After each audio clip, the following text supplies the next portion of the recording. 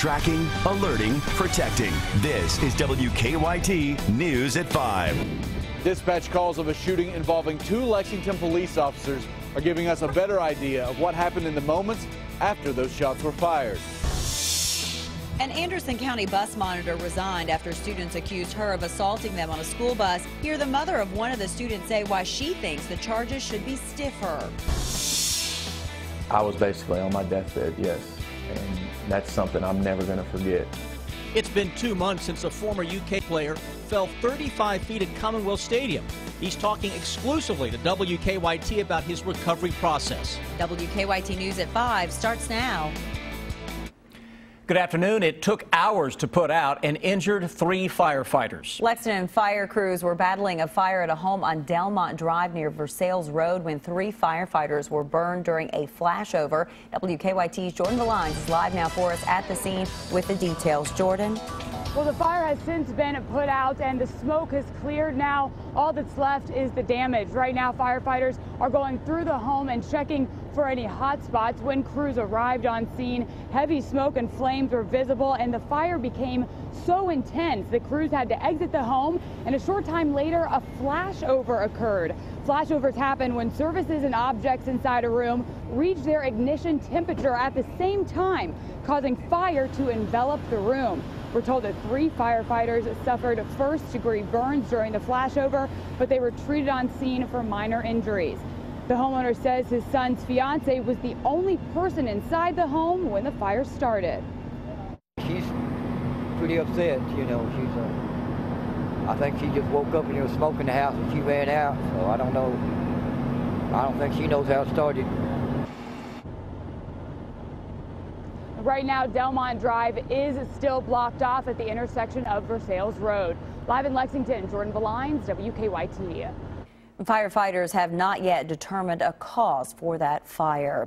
We are learning more about what happened the night a Lexington police officer opened fire on a man during a suspected drug deal. Police shot Joseph Kilburn last month. They say he tried to run them over with his truck when they questioned him about the suspected drug deal. WKYT's Victor Puente has new information from the police dispatch tapes. The suspect in this case, Joseph Kilburn, is charged with 2 counts of wanton endangerment and fleeing or evading police. The dispatch tapes from the shooting are giving us a better idea of what happened in the moments after he was shot in the head. Lexington police say they were responding to what they believed was a drug deal. Officers Wesley Farley and Christopher Mason were patrolling the Legacy Trail when they saw 2 vehicles in a church parking lot. When they approached those vehicles, they say the driver of one of them, Joseph Kilburn, tried to hit the officers with his truck.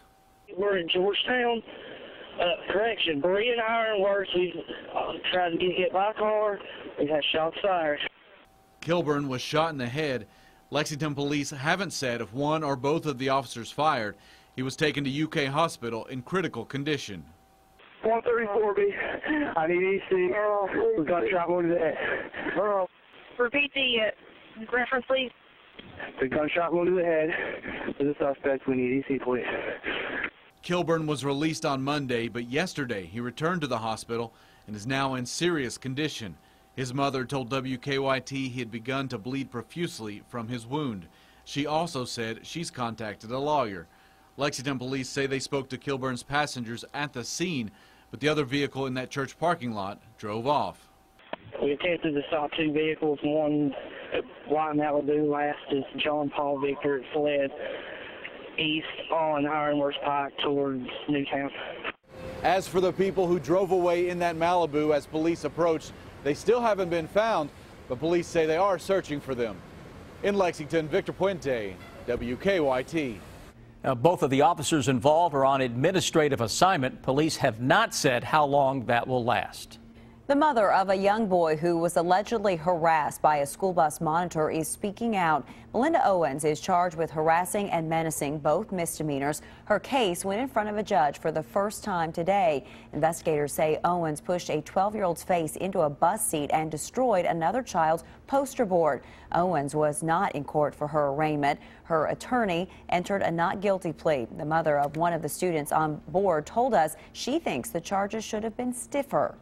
If you put your hands on a child, that's assault. if you put your hands on anybody, that's assault, and she assaulted children. The incident happened back in September. Owens resigned from the school system a few days later. She is due back in court for a pretrial hearing in January. It's been exactly 2 months since a former UK football player fell 35 feet while the Wildcats took on South Carolina at Commonwealth Stadium. Brad Durham spent nearly 2 weeks at UK Hospital before doing rehab at Cardinal Hill Hospital. Our Jerica Insko talked to Durham in an exclusive interview about his recovery, and Jerica is now at our live desk. Jerica? 2 months ago today, that's when former UK football player Brad Durham fell 35 feet while at Commonwealth Stadium. Now, Durham sat down with me today and tells me he's doing well now, but still doesn't remember much about what happened. He graduated from UK 3 years ago, and ever since he's kept up with UK football. Durham was at the South Carolina-Kentucky game when Kentucky went home with a win. However, Durham went home with a loss. After the fall, he was in a coma for almost 2 weeks at UK Hospital and then recovered at Cardinal Hill. But looking at him now, you would never know all he's been through, especially when he lists all of his injuries. It was an ugly accident, a freak accident, and I was injured quite a bit. The fall, injured my back, my hand, had a bunch of lacerations across my body. So the recovery process has been long, and it's still continuing. Durham is now back at work full-time and doing physical therapy 3 times a week. He says that there is still progress to be made with his back and left hand, but overall, this former Wildcat cannot complain. Now, you'll hear much more from Durham in our exclusive interview with him coming up at 6, but something he really wanted to get out there is just how much he appreciates all of the support from Big Blue Nation. At the live desk, Jerica Insko, WKYT. That fall happened during the 4th quarter of the South Carolina game when Durham says Kentucky intercepted and scored the winning touchdown. A pretty exciting time. Once again, you'll hear more from him coming up at 6 o'clock. He looks pretty good for what he's been through. He does. Incredible story. The wet weather pattern continuing today, of course, with rounds of showers all across the bluegrass. And that rain is expected to hang on through most of our weekend. Let's check in now with Chief Meteorologist Chris Bailey. Hi, Chris. Hey, guys. To make matters worse, it's a cold rain again out there today, right as expected. Those temperatures only into the 30s.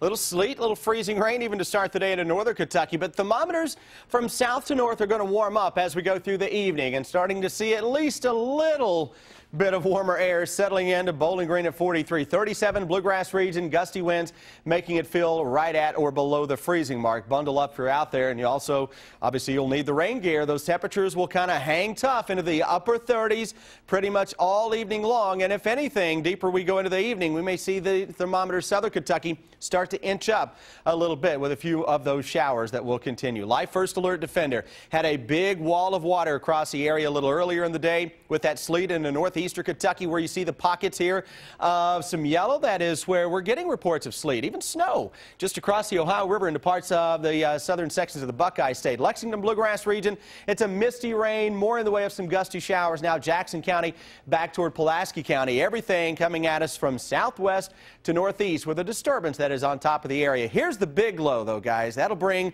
a heavy rain pipeline into the Bluegrass State. We'll talk about rain totals when I come back in just a few minutes.